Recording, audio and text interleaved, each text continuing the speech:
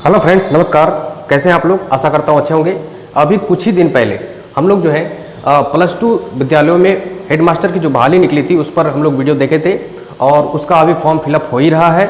और इसी बीच उसी समय मैंने उस वीडियो में ही बता दिया था कि कुछ ही दिनों का इंतजार करिए कि जो है प्राथमिक विद्यालयों के लिए और मध्य विद्यालयों के लिए और सेकेंडरी जो माध्यमिक विद्यालय है उसके लिए भी प्रधान शिक्षकों की बहाली निकलेगी। और यह सच साबित हुआ है। कल रात में यह नोटिफिकेशन आई है कि जो है बीपीएससी के माध्यम से प्राथमिक विद्यालयों में भी प्रधान शिक्षकों की नियुक्ति होगी। और वो कैसे होगी? तो कल रात में विज्ञापन संख्या 4/2022 के अंतर्गत यह विज्ञापन निकला है। और यह देखिए, इसमें कुल बम्पर बहाली है। 40,506 हेडमास्टर की नियुक्ति होगी प्राथमिक विद्यालयों में। पूरे बिहार के प्राथमिक विद्यालय जितने हैं लगभग, उसमें 40,506 प्रधान शिक्षक की नियुक्ति होगी बीपीएससी के माध्यम से। अब ये जो है इस वीडियो में हम लोग यही देखेंगे कि जो है इस प्रधान शिक्षकों की नियुक्ति के लिए फॉर्म भरने की तिथि कब से कब तक है, कुल पद कितना है और कुल पदों में आरक्षण की क्या व्यवस्था है, वेतन कितना मिलेगा, ठीक है, योग्यता क्या होगी, शैक्षणिक और अनुभव क्या रखना होगा ताकि हम इस परीक्षा में शामिल हो सकें। बीपीएससी के माध्यम से होने वाली इस प्रधान शिक्षक की परीक्षा में उम्र सीमा क्या होगा, फी स्ट्रक्चर क्या होगा, फॉर्म भरने के लिए फी कितना लगेगा, चयन की प्रक्रिया क्या होगी, चयन की प्रक्रिया में जो है क्या क्या प्रोसेस है, कौन कौन सा सब्जेक्ट पढ़ना होगा, सिलेबस वगैरह के बारे में हम लोग बात करेंगे। तो प्राथमिक विद्यालय प्रधान शिक्षक ये बहुत बड़ा अपॉर्चुनिटी लेकर के आया है। 40,506 पद लेकर के आया है यह बहाली। जिनके पास एक्सपीरियंस और शैक्षणिक अनुभव, शैक्षणिक योग्यता है जो इसके लिए मांगा जा रहा है, उसके लिए तो बहुत ही बेहतर अवसर है। ठीक है, तो चलिए देखते हैं। तो ये जो फॉर्म भरने की तिथि है 28/3 से आप फॉर्म को फिलअप कर सकते हैं, 22/4 तक कर सकते हैं। मतलब 28 मार्च से लेकर के 22 अप्रैल तक इस फॉर्म को आप भर सकते हैं। कुल पद कितना है तो मैंने बात बता ही दिया, 40,506 पद, जो कि अपने आप में बहुत बड़ा पद है ना, बहुत अधिक संख्या में पद है। ठीक है, ये है। अब देखिए, इसमें आरक्षण भी उसी प्रकार से है जैसा कि बीपीएससी के अन्य परीक्षाओं में होता है। जिस तरह से वो रोस्टर देते हैं आरक्षण का कैटेगरी वाइज, तो कैटेगरी वाइज आरक्षण भी है। और 35% महिलाओं को पैरेलली आरक्षण भी है ना, समानांतर आरक्षण जिसको कहते हैं। तो इसमें जो आरक्षण वाइज, जैसे एससी को जितना परसेंटेज होता है आरक्षण, एसटी को जितना होता है, BC1 BC2 को जितना होता है ना, इस तरह से दिव्यांगजनों को कितना होता है, स्वतंत्रता सेनानी के नाती पोता वगैरह को कितना होता है, वो सब है उस रेशियो में है। लेकिन कुल पद है 40,506 और सभी कैटेगरियों में 35% आरक्षण पैरेलली महिलाओं को भी है। अब आइए वेतन पर बात करते हैं। वेतन कितना है? जब भी आपकी नियुक्ति हो जाएगी, आपका चयन हो जाएगा, तो प्रारंभ में आपको जो शुरुआत में वेतन मिलेगी वो 30,500 रुपये का। और यह 30,500 रुपये में परिवर्तनीय है, मतलब संशोधित होता रहेगा, आगे आपका वेतन बढ़ता रहेगा, है ना, समय के अनुसार। सरकार जैसे तय करेगी, निर्धारित करेगी वेतन बढ़ाने का, है ना, जिस रेशियो से उस रेशियो से आपका वेतन बढ़ता रहेगा। ठीक है, तो ये चीज़ है। अब आइए, सबसे बड़ी बात जो है इसमें योग्यता को लेकर के हम लोगों को बहुत बताया जा रहा है कि कौन लोग भर सकते हैं, कौन लोग नहीं भर सकते, तो इसको हम लोग बारीकी से देखेंगे। ठीक है, फी जो लगने वाला है, योग्यता पर बात करेंगे, पहले छोटी छोटी चीज़ों पर देख लीजिए। फी जो लगने वाला है, जनरल वाले स्टूडेंट या ओबीसी वाले स्टूडेंट को 750 रुपये का फी लगेगा फॉर्म भरने में। बाकी 200 रुपये का जो फी है वो महिलाएं चाहे वो किसी भी कैटेगरी के हों उनको 200 रुपये लगेगा। हाँ, और बाकी SC ST वाले को भी 200 रुपया ही लगेगा। ठीक है, दिव्यांगजनों को भी 200 रुपया ही लगेगा। महिलाएं किसी भी कैटेगरी का हो उसको भी 200 रुपये का ही फॉर्म फिलअप करने में जो है राशि लगेगा, फी लगेगा। ठीक है, और जो है हाँ, लेकिन उसमें एक शर्त है कि वो महिलाएं बिहार की निवासी होनी चाहिए, है ना, तो ये चीज़ है। चयन की प्रक्रिया पर बात करेंगे हम लोग, क्या उसका प्रोसेस है, और योग्यता पर पहले बात कर लेते हैं।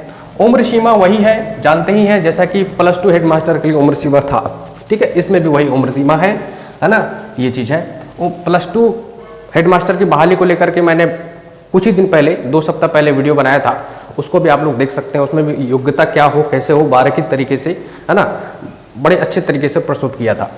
ठीक है, तो आइए हम लोग सबसे पहले देखते हैं योग्यता। योग्यता में क्या है कि कौन कौन लोग इस प्राथमिक विद्यालय के प्रधान शिक्षक बनने की योग्यता रखते हैं। तो इसमें दो तरह की योग्यता है, एक शैक्षणिक योग्यता और दूसरा अनुभव एक्सपीरियंस। ठीक है, तो शैक्षणिक योग्यता के अंतर्गत सबसे पहली बात तो यह कहता है कि आप भारत के नागरिक हो। ठीक है, भारत के नागरिक होनी चाहिए। ठीक है, दूसरी बात निवासी, बिहार के निवासी हो, यह भी बात कहा जा रहा है, ये है। दूसरा देखिए, स्नातक में कम से कम आपको 50% अंक होना चाहिए। किसी भी मान्यता प्राप्त विश्वविद्यालय से आप स्नातक हो, स्नातक मतलब होता है ग्रेजुएट हो किसी भी स्ट्रीम से, किसी भी विषय से, है ना, किसी भी विषय से आप ऑनर्स हो, स्नातक हो 50% अंक के साथ। लेकिन इसमें कुछ अपवाद है, छूट है। SC ST वाले कैंडिडेट और महिलाओं के लिए 5% की छूट है, मतलब 45% वाले अंक वाले भी इस फॉर्म को भर सकते हैं। तीसरा जो देखिए शैक्षणिक योग्यता में है DLED, आप DLED किए हो, है ना, और डिप्लोमा ऑफ एलिमेंट्री एजुकेशन का कोर्स किए हो आप, या बेसिक टीचर ट्रेनिंग का आप किए हो BT, B.Ed भी किए हो तो B.Ed वालों को भी यहाँ पर ले लिया गया है, BSc Ed भी किए हो या BLEd भी किए हो, तो इन सारे लोगों को यहाँ पर फॉर्म भरने की के लिए जो है छूट मिलेगी, है ना, उनके लिए यह शैक्षणिक योग्यता है। और लास्ट में देखिए शैक्षणिक योग्यता में TET उत्तीर्ण हो, तो TET उत्तीर्ण हो तो किन के लिए है ये कहा गया है कि 2012 या 2012 के बाद नियुक्त कोई भी टीचर, है ना, उनके लिए TET उत्तीर्ण होना आवश्यक है। तो कौन सा TET? तो TET तो हर स्तर के स्कूलों के शिक्षकों के लिए निकलता है। तो 1 से 5 क्लास वाल के लिए वर्गों के लिए TET पास होना चाहिए, या 6 से 8 क्लास वर्गों के लिए जो आपने TET पास किया हो तो वो पात्रता परीक्षा, है ना, शिक्षक पात्रता परीक्षा पास किए होने का आपके पास वो प्रमाण होना चाहिए। ठीक है, ये चीज़ हो गया शैक्षणिक अनुभव में। अब शैक्षणिक योग्यता में, अब अनुभव में देखते हैं क्या है। अनुभव में है कि आप बिहार राज्य के किसी भी सरकारी बिहार राज्य में सरकारी स्कूल जो होता है वो मूलतः दो तरह का होता है, या तो पंचायती राज के अंतर्गत आएगा या तो नगर के अंतर्गत आएगा। तो कह दिया गया है कि पहला नंबर में योग्यता मतलब अनुभव में कि सरकारी स्कूल में, चाहे वो पंचायती हो चाहे नगर के अंतर्गत आता हो स्कूल, प्रारंभिक शिक्षक के तौर पर 8 वर्ष से सेवा में हो। प्रारंभिक शिक्षक का मतलब होता है कि प्राइमरी स्कूल में आप शिक्षक में हो, प्रारंभिक शिक्षक PRT टीचर होता है। ठीक है, ये तो उसमें 8 वर्ष से सेवा में हो, ये आपकी अनुभव काउंट होगी। दूसरा है कि आप ग्रेजुएट टीचर हो, किसी भी सरकारी पंचायती या नगर के स्कूल में आप ग्रेजुएट टीचर हो, ठीक है ना, TGT जिसको कहते हैं, ग्रेजुएट टीचर हो। और जो है आपका जो योगदान हो, इसके लिए उम्र इस वर्ष का सेवा नहीं दिया है। इसमें कहा गया है कि जब से आपने योगदान दिया है स्कूल में, ठीक है, ग्रेजुएट टीचर के लिए कहा गया जब से आपने योगदान दिया है और उस दिन से आपका समय काउंट होगा। और प्रशिक्षण की तिथि या योगदान दिए हो उस दिन के बाद होगा। प्रशिक्षण लेने के बाद योगदान दिया है तो योगदान देने के बाद आपका समय काउंट होगा। ठीक है, वरीयता दी जाएगी आपको। अन्यथा योगदान देने के बाद प्रशिक्षण किया है तो प्रशिक्षण की जो अंतिम प्रशिक्षण का जो डिग्री मिल गया आपके पास, तो उसका जो अंतिम समय है डिग्री मिलने के प्राप्त होने का, उससे वहाँ से आपका जो है टाइम काउंट होगा, तब आपको वरीयता दी जाएगी। तो इसको यहाँ पर ग्रेजुएट टीचर के लिए यही एक कंडीशन लगाया है। ठीक है, तो ये जो जितना भी शैक्षणिक और अनुभव वाला डॉक्यूमेंट है, ये आपको फॉर्म भरते समय ही, फॉर्म फिलअप करते समय ही ऑनलाइन आपको जो है सबमिट करना होगा। ठीक है ना, अपलोड करना होगा। ठीक, उम्र सीमा पर तो हम लोग बात कर ही लिए। अब आइए चयन प्रक्रिया की। चयन की प्रक्रिया क्या होगी? चयन की प्रक्रिया में बस एकमात्र लिखित परीक्षा होगी, वो भी ऑब्जेक्टिव, वस्तुनिष्ठ प्रश्न होंगे, 150 प्रश्न होगा, है ना। इसमें ना ही लिखित मेंस परीक्षा है, मुख्य परीक्षा नहीं है, और ना ही इंटरव्यू है, ना ही साक्षात्कार है। इंटरव्यू को साक्षात्कार भी कहते हैं। तो इसमें जो है आपका एकमात्र परीक्षा, लिखित परीक्षा जिसको कहते हैं, वो भी कैसा लिखित? तो ऑब्जेक्टिव लिखित, है ना, लिखित, है ना, है लेकिन कैसा? तो ऑब्जेक्टिव। 150 प्रश्न का OMR शीट पर होगा। ठीक है, OMR शीट पर होगा, टाइम 2 घंटे का देगा। अब 150 प्रश्न में क्या क्या रहेगा? तो 75 प्रश्न जो रहेगा आपको जनरल स्टडीज से रहेगा, सामान्य अध्ययन से रहेगा, और बाकी का 75 क्वेश्चन DLED से रहेगा। डीएलएड में जिस के कोर्स में आपने जो पढ़ाई किया होगा वहीं से रहेगा। ठीक है। नेगेटिव मार्किंग देखिए 0.25 है। इसका मतलब यह हो गया कि अगर आप 4 क्वेश्चन गलत कर देते हैं तो आपका एक सही क्वेश्चन का जो मार्क्स है वो कट जाएगा। तो ये चीज़ है।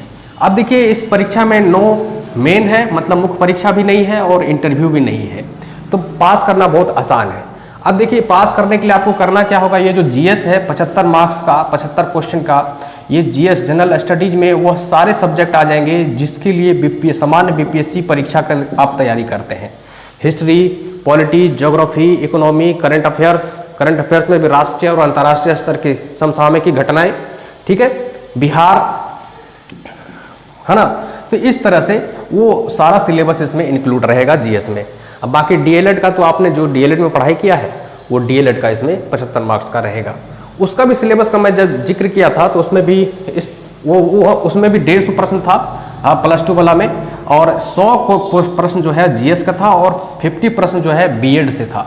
लेकिन यहाँ पर ऐसा नहीं है, यहाँ पर 50-50% कर दिया है। 75% जीएस रहेगा और 75% डीएलएड के कोर्स से रहेगा। तो ये परीक्षा में निकालना बहुत आसान है। दोनों को 50-50% वेटेज देना पड़ेगा आपको। डीएलएड वाले कोर्स को जो है आपको पढ़ लेना होगा फिर से, और बाकी जीएस जो जनरल स्टडीज का जो आप तैयारी करते हैं बीपीएससी को के लिए उसको भी बारीकी से देख लेना पड़ेगा। ठीक है। तो ये परीक्षा निकालना आपके लिए बहुत ही आसान हो जाएगा। उम्मीद करते हैं यह वीडियो अच्छा लगा होगा। अगर अच्छा लगा होगा तो वीडियो को जो है चैनल को सब्सक्राइब करिए और शेयर भी करिए। Thank you.